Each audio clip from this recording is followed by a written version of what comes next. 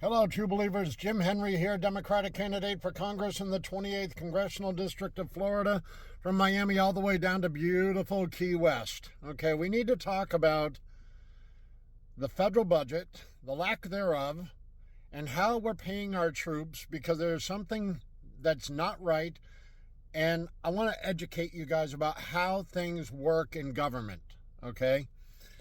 Here's the scoop. The New York Times is reporting that an anonymous donor provided $130 million to the federal government to pay our troops during the shutdown. That's not how it works, folks. Okay? The federal government is not out of money. Okay? They are continuing to collect money throughout this shutdown. They're just not able to spend it until Congress actually passes a budget and the president signs it into law.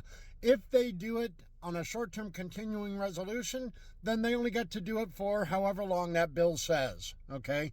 The issue isn't lack of revenue. The issue is that Congress needs to authorize the funds, and then the president needs to sign it, and then they can spend the money. So if it's true that somebody that we don't know who it is gave the federal government $130 million, as the New York Times is reporting, to pay our troops, if they actually paid our troops, that is illegal, okay?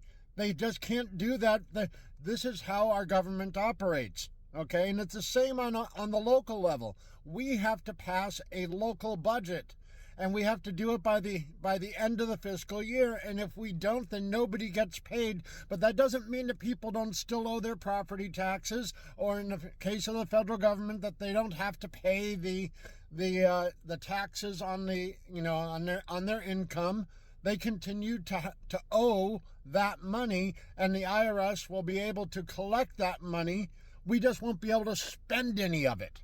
So that is the problem. So if it's true that the president has paid our troops using money that was donated by God knows who, then he has completely subverted the budgetary process, and that is the big problem here, folks. So right now, this is like a five-alarm fire that's going on right now, because I think he's actually done that.